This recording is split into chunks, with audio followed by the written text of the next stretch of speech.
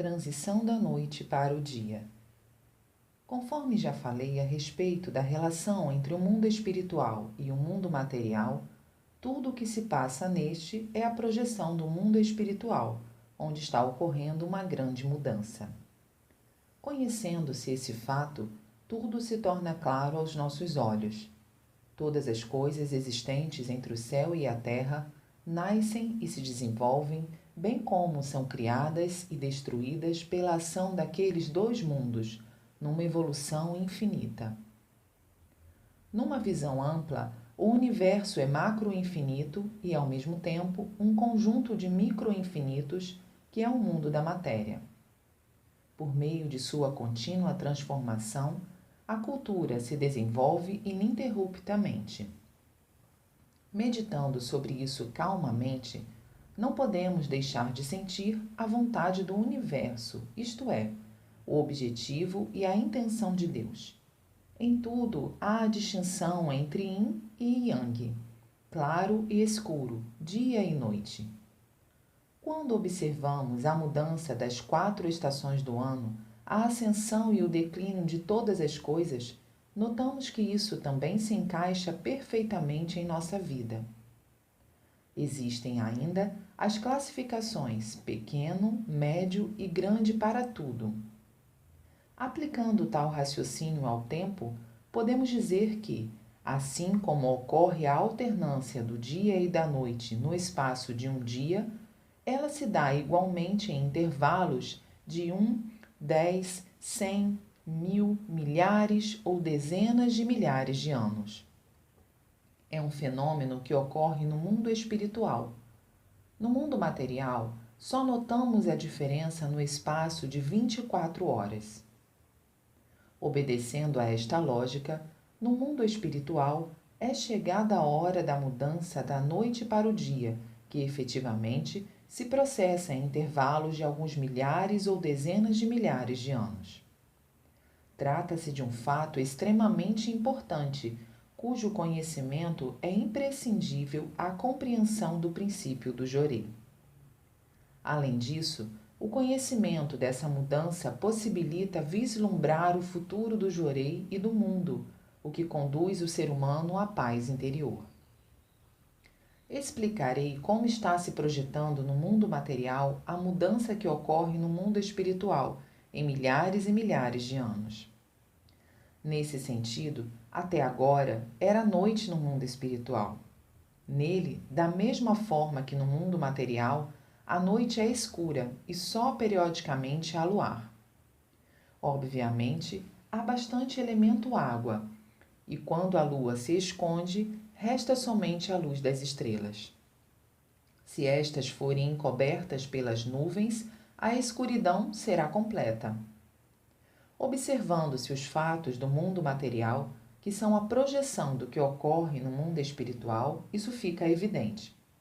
A alternância dos períodos de paz e guerra e a ascensão e queda das nações podem ser comparadas às fases da lua cheia e da lua nova. Agora, um ciclo se encerrou. É justamente o momento da mudança para o dia, que corresponde ao alvorecer. A transição da noite para o dia no mundo espiritual acarretará uma experiência inédita para a humanidade. Uma grande, espantosa, temível e ao mesmo tempo feliz mudança está para ocorrer, e seus sinais já estão surgindo. Vejamos. O mundo do dia é como no mundo material. Primeiro aparecem pinceladas da luz do sol no horizonte, a leste. Atentem, por exemplo, para a grande transformação ocorrida no Japão, que fica no extremo leste do planeta, ou seja, o país do sol nascente. Nele já se iniciou o fim da cultura da noite, ou seja, da cultura existente. Observem, entre outros fatos, o colapso de cidades de grande importância cultural, a situação calamitosa da economia e da indústria, a queda dos líderes e o declínio das classes privilegiadas. Tudo isso é consequência da mudança a que nos referimos. E o que virá em seguida é a construção da cultura do dia, que também já está despontando, representada no Japão pelo desarmamento, seguido da ascensão da democracia. Esses dois acontecimentos, absolutamente inimagináveis desde o estabelecimento do Japão como nação há 2.600 anos, constituirão o primeiro passo para a consolidação da eterna paz mundial. O mundo da noite significa uma era de trevas, caracterizada por lutas, fome e doenças. Em contraposição, o mundo do dia significa uma era de luz, plena de paz, fartura e saúde. O Japão atual expressa bem a fase de transição entre esses dois mundos. O sol que começa a despontar no leste logo deverá atingir o zênite. E o que significa isso? Significa o colapso total da cultura da noite em escala mundial. Ao mesmo tempo, ouvir-se-á o brado do nascimento da cultura do dia. Pode-se mais ou menos ter uma ideia disso pelos fatos ocorridos no Japão, os quais, em pequena escala, já mostram o modelo dessa cultura. Assim, aproxima-se um momento decisivo para o destino da humanidade, e dele talvez ninguém conseguirá escapar. Restará apenas o caminho de minimizar os sofrimentos, e aqui vou apresentar-lhes um meio para isso. Conhecer o princípio do Jorei e participar dos projetos de construção da cultura do dia. Há um trecho da Bíblia que diz: "E será pregado este evangelho do reino por todo o mundo, para testemunho a todas as nações. Então virá o fim." Isso, acredito eu, indica que meus textos cumprirão a referida missão. Para esclarecer o princípio do Jorei, precisei explicar até o destino do mundo. Todavia, era sumamente importante que o fizesse, pois tanto a descoberta do princípio do Jorei quanto dos equívocos da medicina fundamenta-se na transição da noite para o dia. De acordo com o que já expliquei, a causa das doenças são as nuvens espirituais e eliminá-las é a condição única para a cura das doenças. Por que então, no mundo anterior ao surgimento do Jorei, ninguém havia conseguido descobrir isso? O motivo é o seguinte: existem dois métodos de cura das doenças. O primeiro é fazer com que as toxinas retornem ao estágio anterior ao início da purificação, ou seja, o método de solidificação. O segundo é o oposto, é o método de dissolver as toxinas e eliminá-las. Assim sendo, acredito que os leitores puderam compreender que a medicina convencional utiliza o método de solidificação e o Jorei o método de dissolução.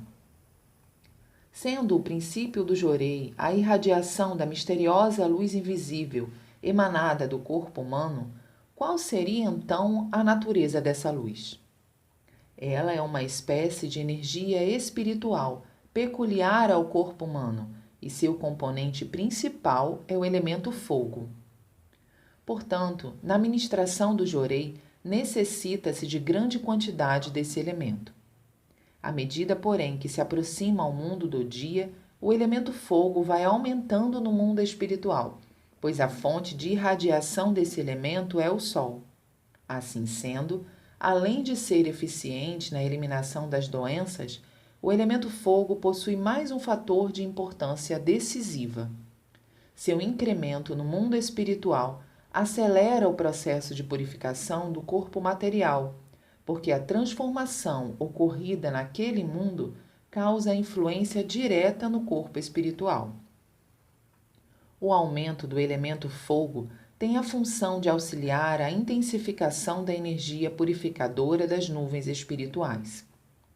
Assim sendo, ao mesmo tempo em que as doenças aparecerão mais facilmente, o tratamento solidificador empregado pela medicina atual terá um efeito cada vez menor e, por fim, se tornará ineficaz.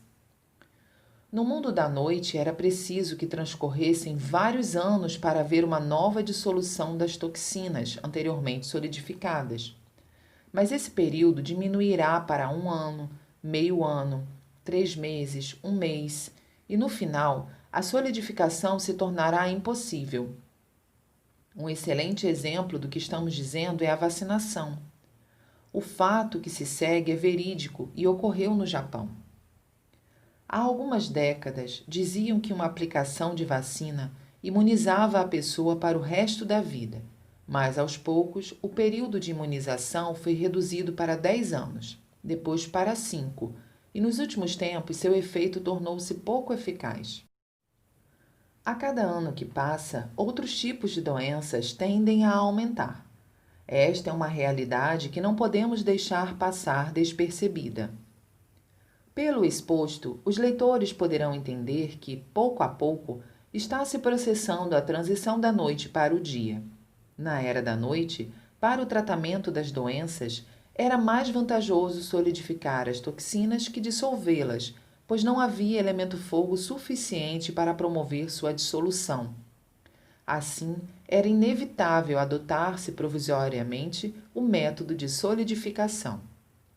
Eis a pavorosa falácia que se tornou a causa dos sofrimentos da humanidade, como as guerras, a fome, as doenças e a diminuição da duração da vida. 5 de fevereiro de 1947. Paraíso terrestre. Quão agradável sensação nos traz a expressão paraíso terrestre. Além dela, não há nenhuma outra que inspire mais luz e esperança.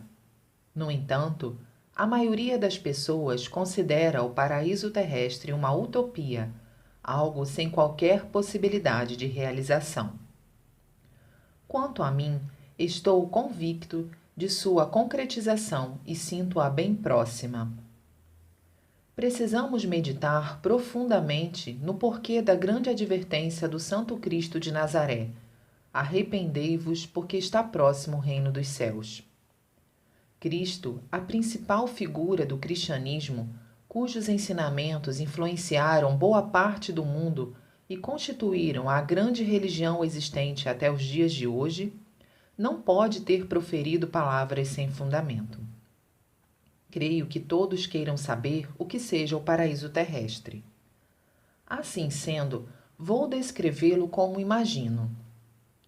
Resumidamente, o paraíso terrestre é o mundo dos felizes, um mundo de civilização elevada, isento de doença, pobreza e conflito.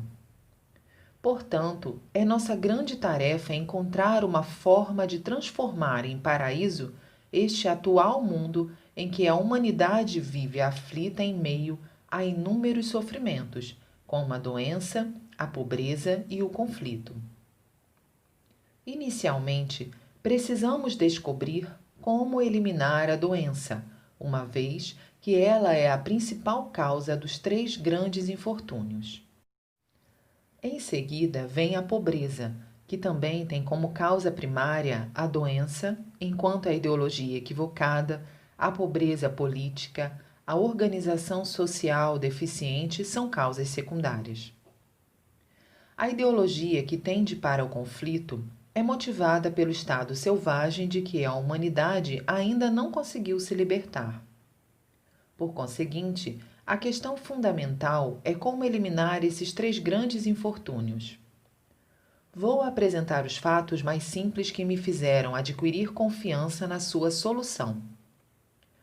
Para surpresa de todos, aqueles que ingressam em nossa igreja, à medida que seguem seus ensinamentos, têm seu espírito e matéria purificados, tornam-se verdadeiramente saudáveis, conseguem libertar-se pouco a pouco da pobreza e tomam aversão ao conflito.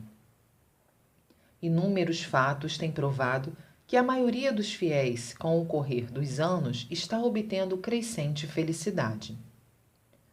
Não aprecio salientar os defeitos alheios, mas permitam-me que eu faça referência às pessoas que, embora possuam fé, tombam nas garras de doenças graves ou sofrem com a pobreza, porém satisfeitas e contentes. Comparando-as com os descrentes, pode ser que estejam salvas espiritualmente, mas somente o espírito está salvo e não a matéria. Ou seja, a salvação foi feita pela metade. A verdadeira salvação deve abranger o espírito e o corpo físico. É preciso que a pessoa se torne saudável, livre-se da pobreza e sua família seja plenamente feliz.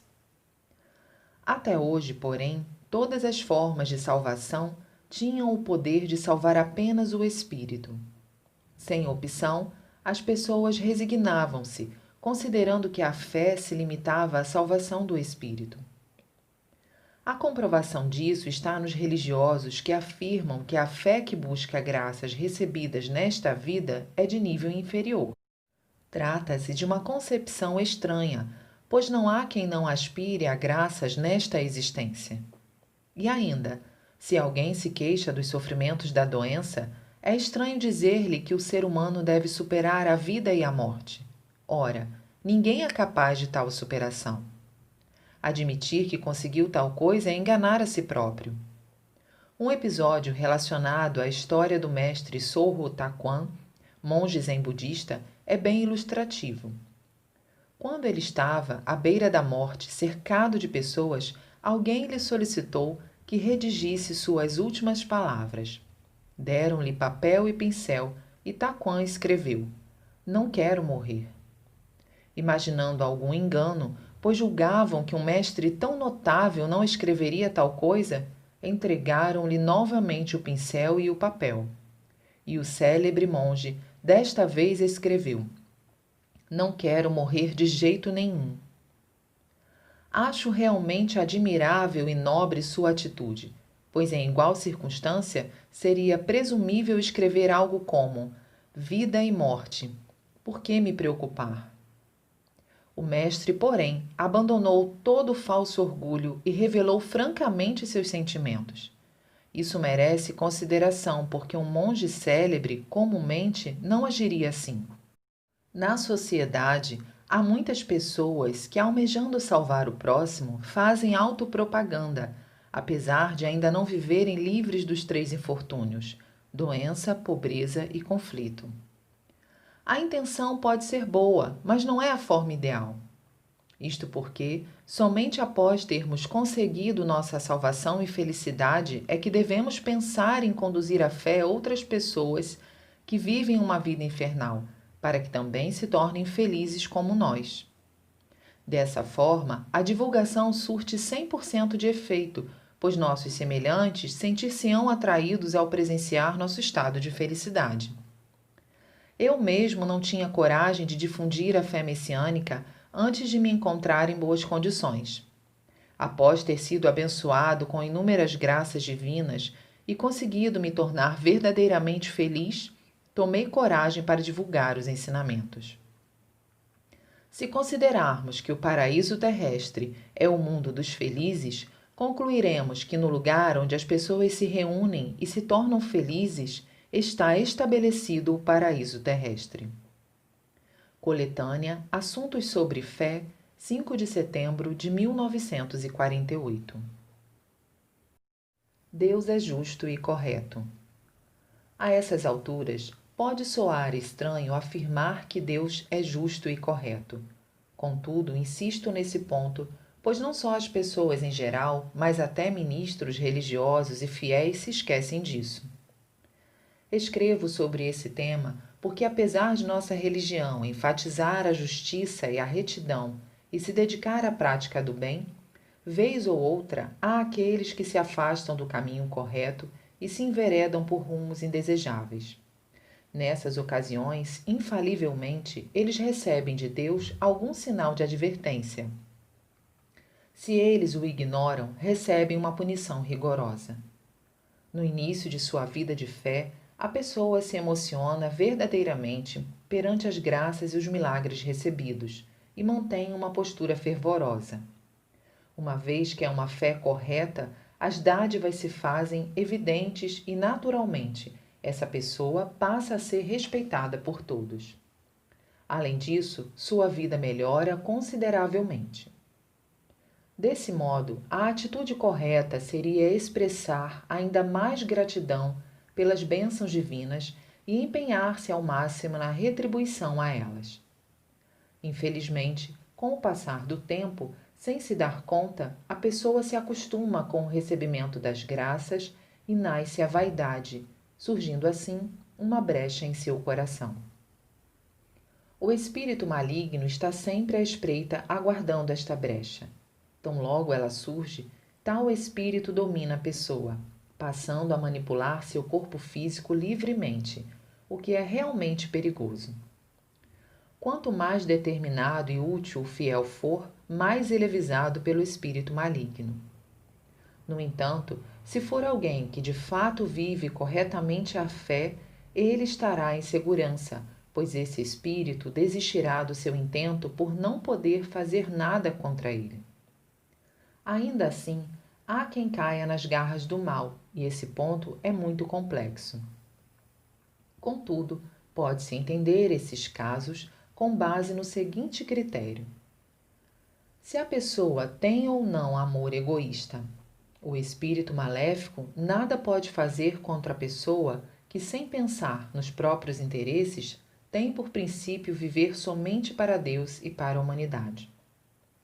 No entanto, quando as coisas começam a correr bem, o indivíduo torna-se convencido, julgando-se muito importante. Este é um momento perigoso, uma vez que acaba sendo tomado pela ambição. Por conta disso, agora ele tenta mostrar-se importante e conquistar o poder. É um fato realmente aterrador. Chegando a essa situação, o espírito maligno penetra ainda mais profundamente na alma desse indivíduo e acaba por dominá-lo.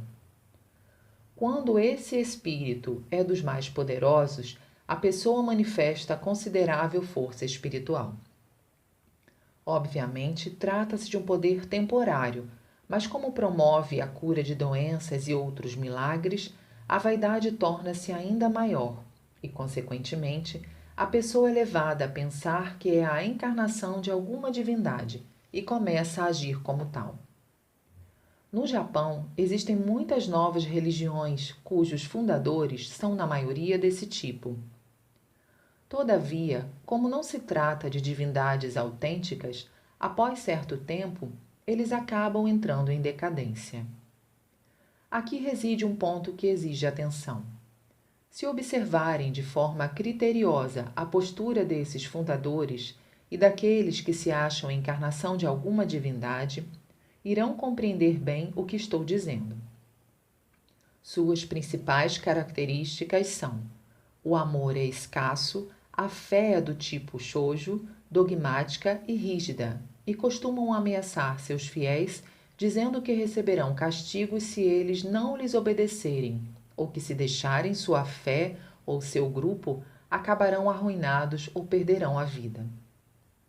Trata-se de fé ameaçadora, que procura impedir o afastamento dos fiéis.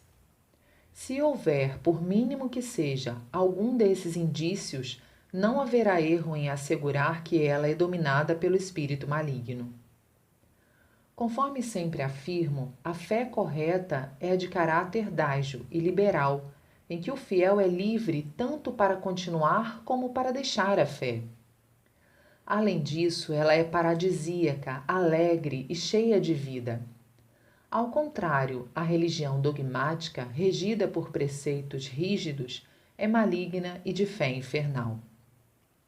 Devem acautelar-se principalmente com as que dizem ter segredos que não podem ser revelados a ninguém.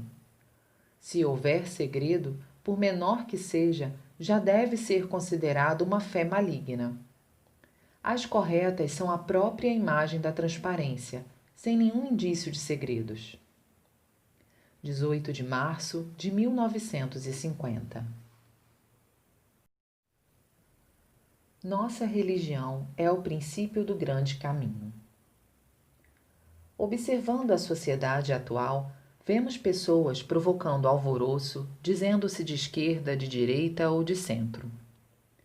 Diante disso, é fácil ocorrer atritos entre esses grupos, em virtude de cada um se prender à sua ideologia e defendê-la a todo custo. Obviamente, deve existir quem tenha apenas o propósito de provocar atritos e conflitos, mas isso não vem ao caso no momento. Após a Segunda Guerra Mundial, o objetivo do povo japonês tem sido o estabelecimento da democracia, que por sua vez visa ao máximo de felicidade possível para a maioria das pessoas. Se, no entanto, cada um insistir em seus princípios e ideologias, Isso resultará em conflitos e, ao invés de proporcionar felicidade ao máximo de pessoas, acarretará maior infelicidade. Não sou eu apenas quem o diz. Basta observar a situação atual da sociedade para que, lamentavelmente, possamos constatar essa realidade claramente. Vejamos, por exemplo, os partidos políticos. Em um mesmo partido, existem alas cujos componentes, devido à diferença de pontos de vista, estão sempre em discórdia, e a realidade é que persiste o perigo de divisão. Qualquer pessoa que não esteja de acordo com o ponto de vista do grupo tende a ser considerada como inimiga. Planeja-se até mesmo a derrubada do gabinete ministerial que acaba de ser formado, cobrando do gabinete, instituído há apenas 2 ou 3 meses, o cumprimento das promessas feitas durante a campanha e, quando estas não são cumpridas, taxam-se os políticos demagogos.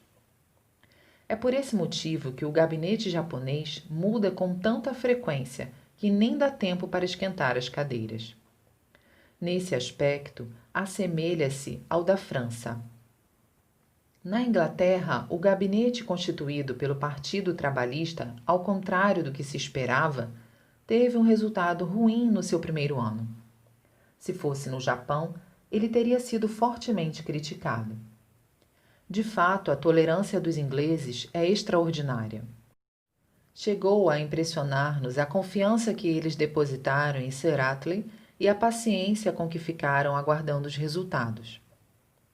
Nos Estados Unidos também se dá o mesmo. Uma vez que o mandato presidencial nesse país é de 4 anos, vem sendo possível a realização de uma política arrojada. Vencedores da Segunda Guerra Mundial, os americanos prestaram amplo auxílio à Europa e ao leste asiático, e esse gesto magnânimo se deve efetivamente ao presidente Roosevelt, que ganhou 4 eleições consecutivas. Após governar por 12 anos seguidos, realizando uma política ousada, ele obteve aprovação para mais um mandato. A situação atual do Japão, como a que me referi, é uma consequência da incapacidade de livrar-se da sua mentalidade estreita de país insular. Por essa razão, nesta oportunidade, todos os japoneses deveriam empenhar-se, antes de mais nada, em cultivar o espírito de tolerância, e sinto que esta é tarefa urgente a ser cumprida neste momento.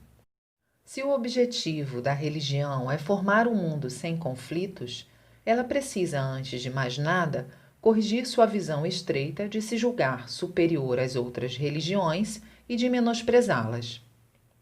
Nesse sentido, nós também devemos avançar sem pendermos para a direita ou para a esquerda e nem ficarmos presos ao centro, mas abraçar todos os princípios e todas as opiniões, promovendo um ideal nobre e grandioso, um pensamento universal e inclusivo.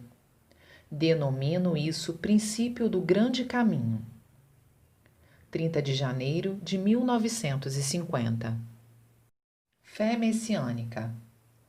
Tudo na vida humana, principalmente no que diz respeito à fé messiânica, deve ser suave, flexível, livre e desimpedido.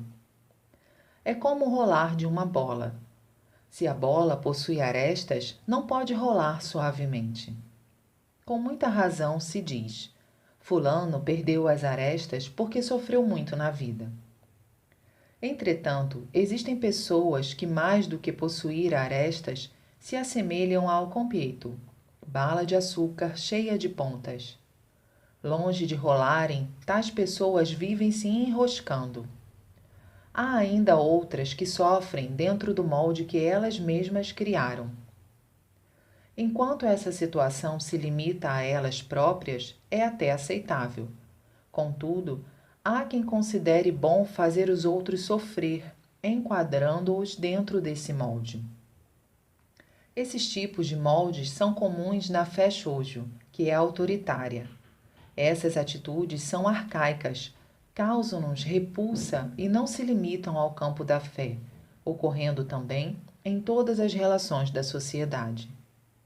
Em contrapartida, a expressão livre e desimpedido significa liberdade total, sem moldes, limites e mandamentos. Mesmo assim, é uma condição em que a pessoa não visa apenas a si própria, mas respeita a liberdade alheia. A fé messiânica, por ser dágio, difere muito da fé regida por mandamentos, os quais, por serem tão rigorosos, ninguém consegue cumprir. Sem outra saída, seus seguidores cumprem os mandamentos apenas na aparência e ocultamente os negligenciam. Essa situação gera incoerências que, por sua vez, provocam problemas. Ao mesmo tempo, isso se torna um mal por dar margem à falsidade. Assim sendo, as pessoas de fé shoujo são o bem na aparência e o mal no seu interior. Ao contrário, as de fé daijo respeitam a liberdade humana, por isso estão sempre tranquilas, alegres, sem necessidade de fingimentos. É muito gratificante o fato de que na verdadeira fé messiânica não há margem para falsidades. Ademais, as pessoas de fé shoujo, sem o perceber, caem na dissimulação, querendo mostrar-se pomposas e importantes. Essa postura se torna tão evidente que as torna extremamente desagradáveis e insuportáveis. Além disso, devido ao efeito contrário, elas são vistas como insignificantes. Chama-se esse tipo de pessoa pequena. Na ocasião de realizar alguma construção, há sempre divergências entre a minha opinião e a dos profissionais, pois eles procuram construir visando apenas a beleza exterior. De certa forma, isso me soa desagradável e, portanto, eu os corrijo. O mesmo se aplica ao ser humano. Aquele que evita mostrar-se importante será sempre mais respeitado por todos, por ser considerado modesto e digno. Portanto, os fiéis que professam a fé messiânica precisam tornar-se pessoas verdadeiramente respeitadas por todos. 20 de abril de 1949. Seja um cidadão do mundo. De agora em diante, as pessoas precisam tornar-se universais. A propósito disso, tem uma história interessante. Logo após a Segunda Guerra Mundial, um ex-militar procurou-me e, com uma fisionomia de profunda indignação e grande revolta, disse: "Não entendo de modo algum o motivo da rendição dos japoneses. É realmente inadmissível." Impressionado por eu não ter dado importância às suas palavras, perguntou-me: "O senhor é japonês?" Respondi-lhe: "Não, não sou japonês." Ele ficou muito espantado e, trêmulo, insistiu: "Então, qual é a sua nacionalidade?" Eu disse: "Sou universal." Ouvindo isso, com a fisionomia de quem ficou sem o chão, ele pediu-me que eu explicasse melhor, até sentir-se completamente convencido. O que vou expor tem por base as explicações dadas naquela oportunidade. Primeiramente, o fato de distinguir uma pessoa como japonesa, chinesa ou de qualquer outra nacionalidade está errado. No entanto, os japoneses daquela época agiam assim. Tendo vencido duas guerras, a Primeira Guerra Sino-Japonesa e a Russo-Japonesa, e por se verem incluídos repentinamente entre os países mais poderosos do mundo, tornaram-se presunçosos. Não só julgaram, como também fizeram os outros crer que o Japão era um país divino, especial, e acabaram por provocar a Segunda Guerra Mundial. Nessas condições, passaram a tratar com desprezo outros povos como se fossem animais, a invadir nações como bem entendiam e a matar pessoas com a maior naturalidade. No final, entretanto, acabaram por sofrer a amarga experiência de se verem derrotados.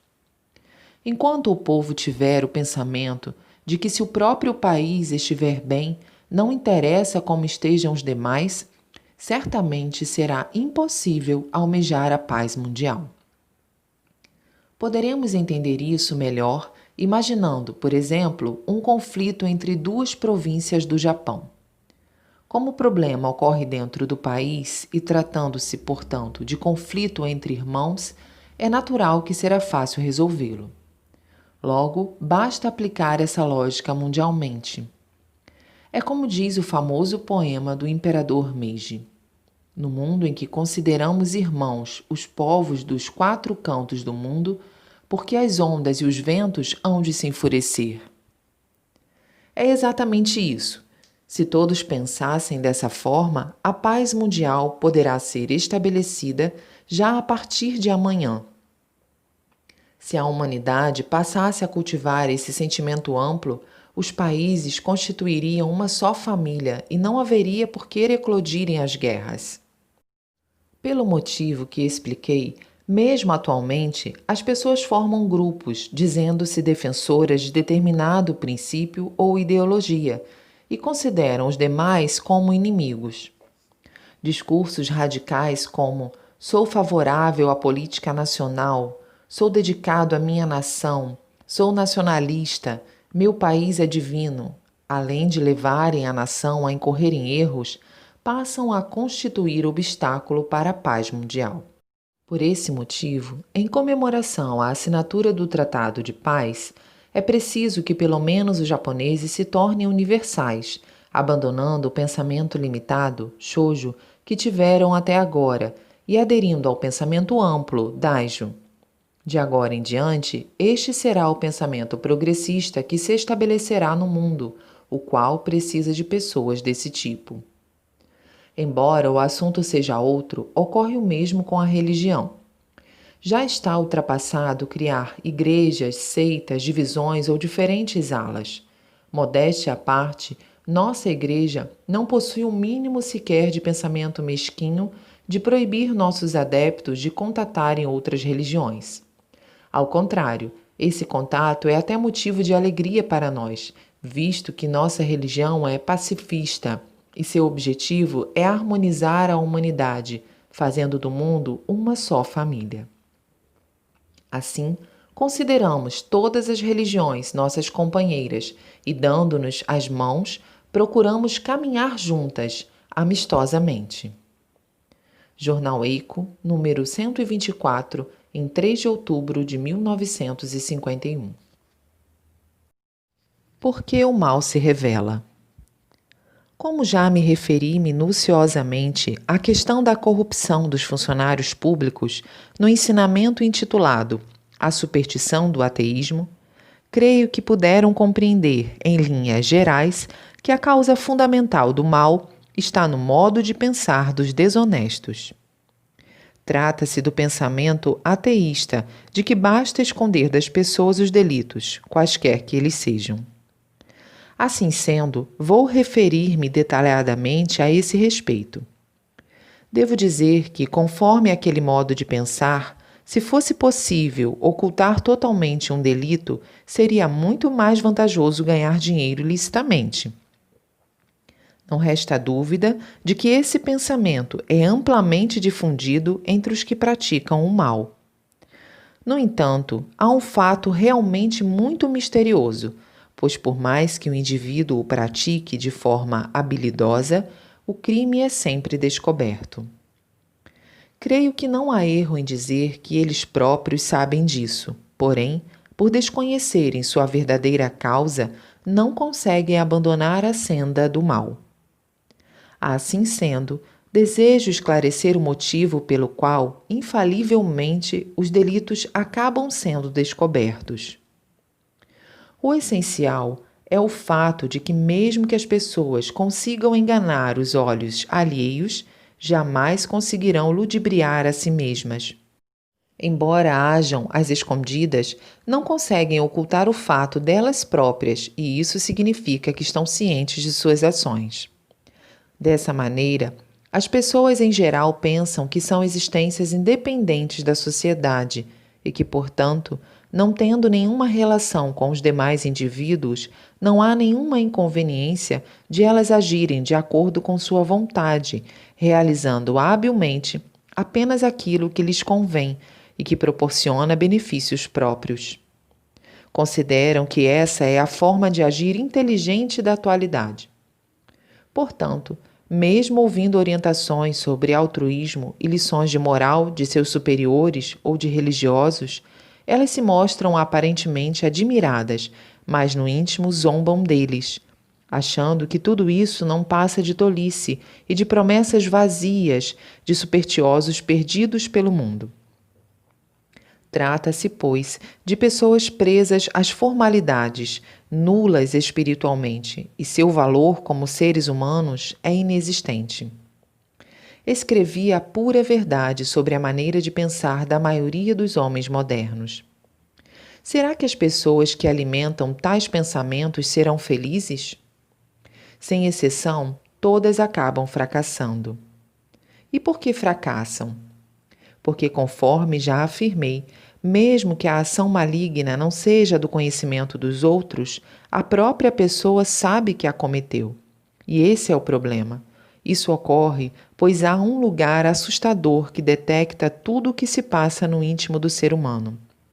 Esse lugar é como se fosse o Tribunal de Justiça do mundo material, ou seja, o local onde Emma atua. Infelizmente, é difícil para o indivíduo devotado ao materialismo crer na existência de um local em que se sabe tudo a respeito do coração humano. Assim sendo, ele nega sumariamente e não presta atenção mesmo que receba conselhos de terceiros. Este sonem constitui a própria fonte do mal. Seguindo essa lógica, para extirpar o mal verdadeiramente, é necessário ensinar e levá-lo a crer na existência daquele ministério. Afirmo que não há, em absoluto, outro meio mais eficiente.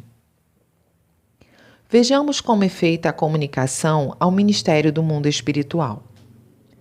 Há um elo espiritual semelhante ao telégrafo sem fio que estabelece uma ligação entre cada ser humano e esse ministério, no qual tudo é registrado com assombrosa exatidão. O encarregado anota todos os atos em um livro e a pena é aplicada de acordo com o grau de perversidade. Esta é revelada de forma extremamente hábil e uma pena é atribuída à pessoa no mundo material. Quando o ser humano tomar plena consciência desse fato temeroso, jamais conseguirá cometer qualquer espécie de mal. Se ao invés de fazer maldades, praticar boas ações, terá recompensas correspondentes. Esta é a realidade dos dois mundos, o espiritual e o material, criados por Deus de forma perfeita. Sendo esta a verdade absoluta, não há outra solução a não ser crer. No entanto, atualmente, tanto as autoridades governamentais como os intelectuais não compreendem as questões espirituais e, consequentemente, acham que ensiná-las ao povo seria negar a cultura. É uma situação lamentável. Nesse sentido, afirmam que somos supersticiosos, chegando ao ponto de prevenir as pessoas contra nosso trabalho, embora nosso intuito seja esclarecê-las a respeito do mundo espiritual. Na verdade, eles é que são muito supersticiosos. A maior prova disso são os crimes, que não têm diminuído. Um exemplo é o crime de corrupção, apesar do empenho em reduzi-lo. Ao contrário, até parece que tende a aumentar. Nada disso adianta, pois tentam remediar os crimes que vêm à tona com medidas frágeis e pouco eficazes, estabelecendo leis que podem ser transgredidas facilmente. Uma vez que não atingem um ponto vital, sinto até vontade de dizer que é uma ignorância que ultrapassa a nossa imaginação. Além do mais, as autoridades e os intelectuais pensam que isso é um país civilizado e se orgulham disso. São por demais infantis. Podemos dizer que, atualmente, estamos vivendo a era da selvageria cultural. Jornal Eco, número 136, em 26 de dezembro de 1951. Notas. Emma, nome dado pelo budismo japonês ao juiz do mundo espiritual, Emma Daioh, que faz o julgamento dos espíritos após a morte. Sonen, palavra japonesa comumente traduzida como pensamento, a qual não se limita ao ato de pensar racionalmente. Seu significado abrange o sentimento, a vontade e a razão. Jorei e felicidade. Embora possa parecer que o jorei da nossa religião tem por objetivo a cura das doenças, na verdade, não é só isso. Ele tem um significado muito maior sobre o qual vou escrever. Em poucas palavras, poderíamos dizer que ele é um método de criar felicidade. Isso porque, simplesmente falando, a doença, na verdade, é purificação. Nem preciso dizer que a purificação é o processo de eliminação das nuvens do espírito. E não é só isso. Trata-se de um processo que leva à erradicação de todos os sofrimentos do ser humano. Costumo ensinar que a doença, a pobreza e o conflito são formas de purificações. No entanto, dentre os processos purificadores, a doença é a mais importante, porque ela tem relação com a nossa vida. E quando conseguirmos resolver o problema da doença, a pobreza e o conflito serão naturalmente solucionados. Posto que isso é fundamental para se alcançar a felicidade, está muito claro que a causa da infelicidade são as nuvens do espírito. O meio mais simples e infalível de solucionar os problemas é justamente o jorei, método de eliminar as nuvens do espírito. Por esse motivo, conforme disse no início, o jorei não visa somente a cura da doença. Vou tecer explicações mais detalhadas a respeito. Em concordância com o que já escrevi em outras oportunidades, o corpo material do ser humano respira no mundo material e o espírito vive no mundo espiritual. Sendo assim, a situação do mundo espiritual influi diretamente no espírito e se reflete no corpo físico, de modo que o destino do ser humano se origina no mundo espiritual. De forma idêntica ao mundo material, o mundo espiritual está constituído de numerosas camadas, superiores, intermediárias e inferiores. A grosso modo, o mundo espiritual é formado por 3 planos. Cada plano possui 60 camadas, que se subdividem em 3, cada qual com 20 camadas. Ao todo, são 180 camadas mais uma, acima de todas, ocupada por Deus. Temos, pois, 181 camadas. Qualquer divindade, por mais elevada que seja, acha-se numa das 180 camadas. Acima, expliquei como essas camadas são dispostas verticalmente.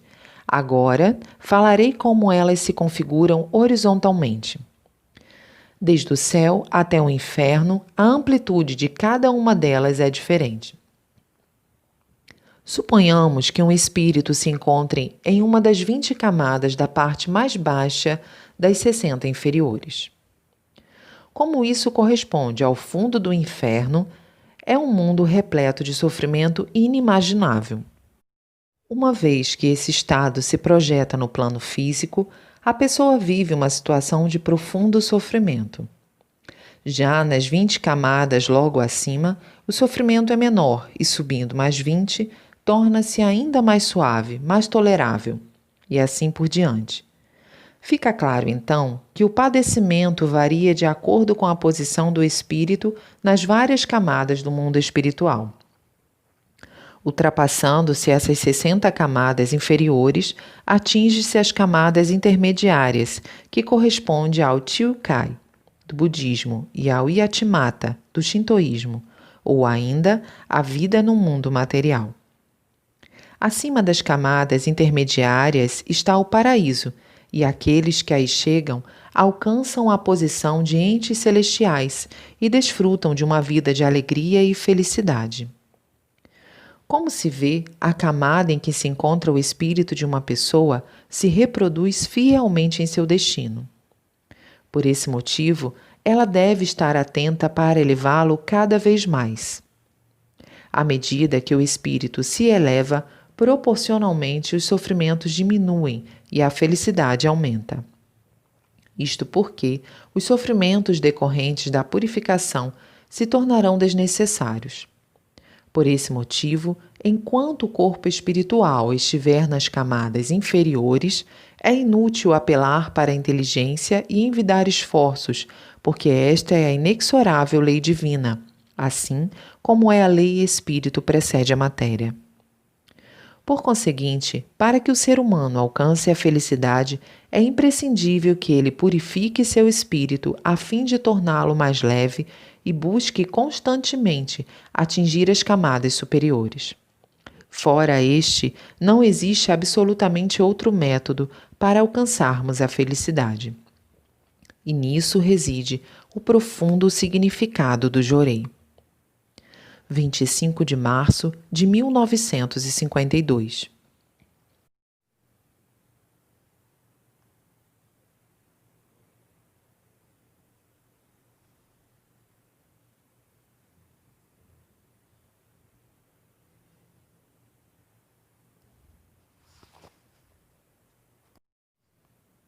A entrega a Deus.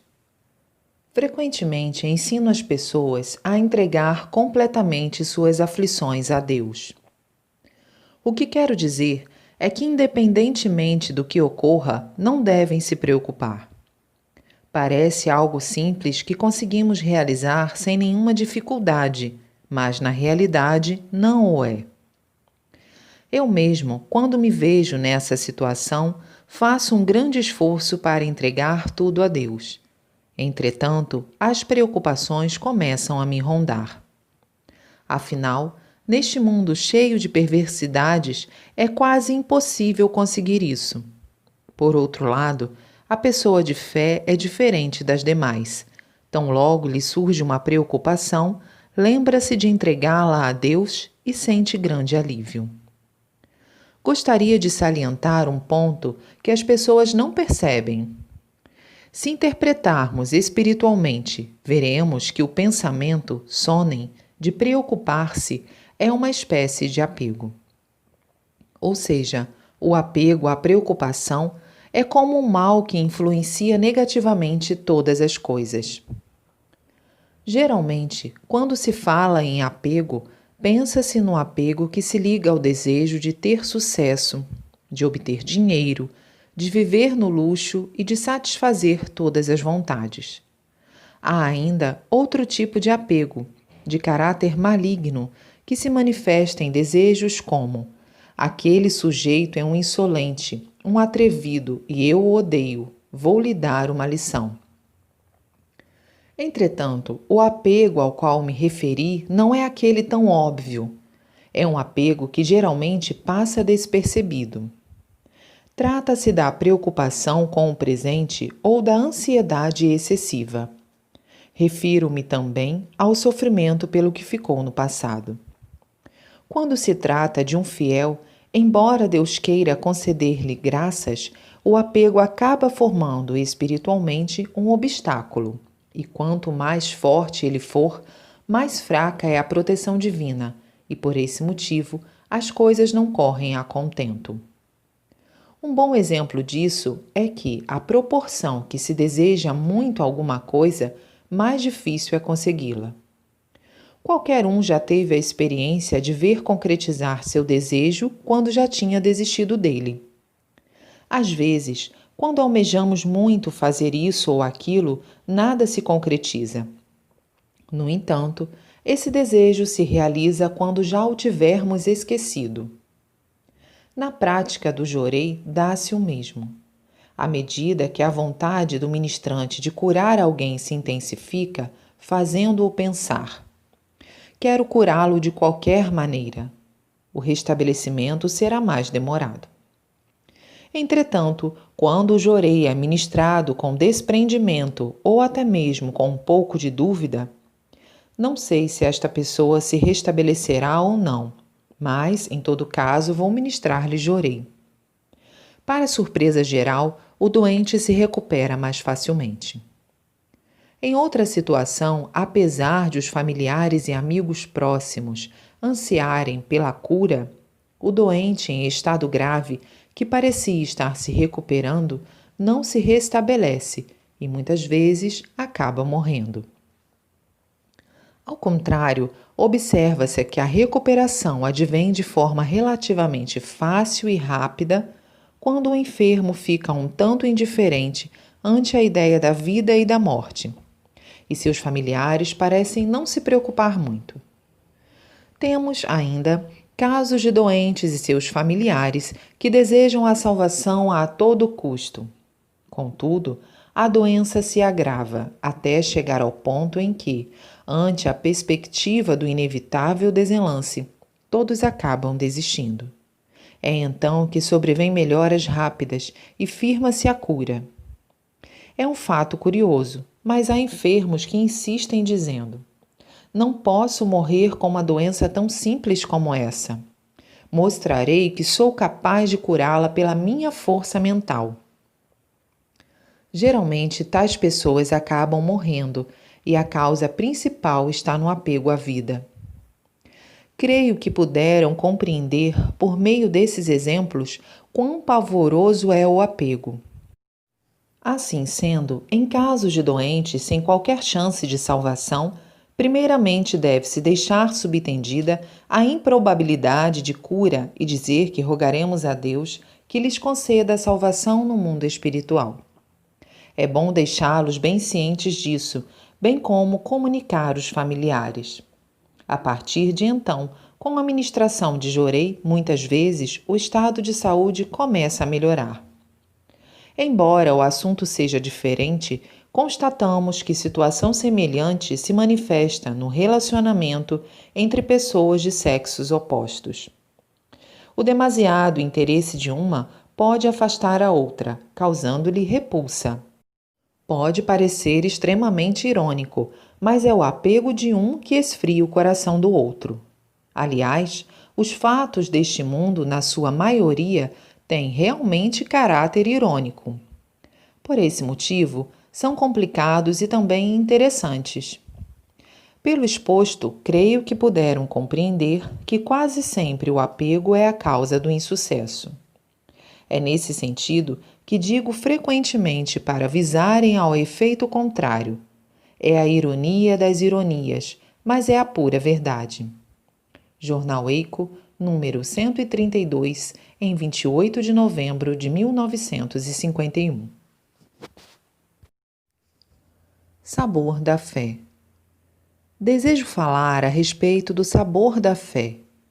Não existe, neste mundo, nada que seja destituído de sabor. Tudo possui seu sabor, seu encanto. As coisas, o ser humano e a vida cotidiana. Se o excluirmos da vida, esta se tornará insípida e o ser humano certamente perderá a vontade de viver. Por conseguinte, creio que não é exagero dizer que o seu apego à vida decorre do deleite proporcionado pelo sabor. Evidentemente, também na fé existem aquelas com e sem sabor. Pode parecer estranho, mas no mundo há exemplos de fé que suscitam medo. Seus adeptos temem as divindades e vivem sob fortes restrições, aprisionados pelos mandamentos e sem nenhuma liberdade. Denomino de fé infernal esse tipo de fé. Originariamente, o ideal da fé é um contínuo estado de tranquilidade em que o ser humano vive com alegria e prazer. Então, ele percebe que a beleza da natureza, expressa nas flores, nas aves, na brisa, na lua, no canto dos pássaros, nas águas e nas montanhas, são dádivas de Deus para confortá-lo. Agradece profundamente por ser abençoado com alimentos, vestuário e moradia. Sente proximidade não apenas dos humanos, mas de todos os seres vivos, da fauna e da flora. É preciso chegar a um estado de espírito em que, após o máximo esforço em qualquer situação, a pessoa se entrega a Deus. Isso significa estar em estado de graça. Sempre que me deparo com uma questão difícil de ser resolvida, procuro entregá-la aos cuidados de Deus e aguardo. Numerosas experiências minhas demonstraram que essa atitude leva a resultados melhores do que os esperados. Posso afirmar que nenhuma vez ocorreu de os resultados terem sido da forma como eu temia. Costumo alimentar esperanças e acho interessante o fato de os resultados superarem as expectativas. Quando surge algo desagradável, momentaneamente me preocupo, mas logo penso que se trata da premissa para bons acontecimentos. Entrego o problema a Deus e percebo que a situação ruim infalivelmente traz coisas boas. Já que, por vezes, são preocupações infundadas, não me contenho de tanta gratidão. Em suma, sou uma pessoa agraciada de milagres. Eis o que denomino de maravilhoso sabor da fé. Coletânea Assuntos sobre Fé, em 5 de setembro de 1948.